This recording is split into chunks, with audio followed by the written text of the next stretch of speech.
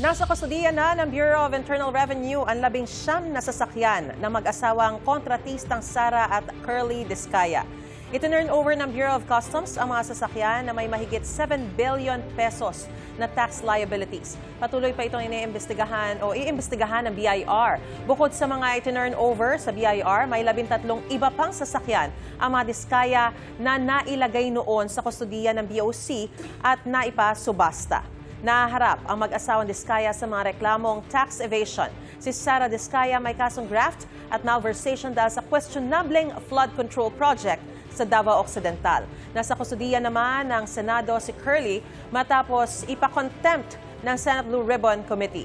Pinayagan siya ng Senado na pansamantalang lumabas at dalhin sa ospital para maoperahan sa balikat ayon kay Senate Secretary Mark Leandro Mendoza.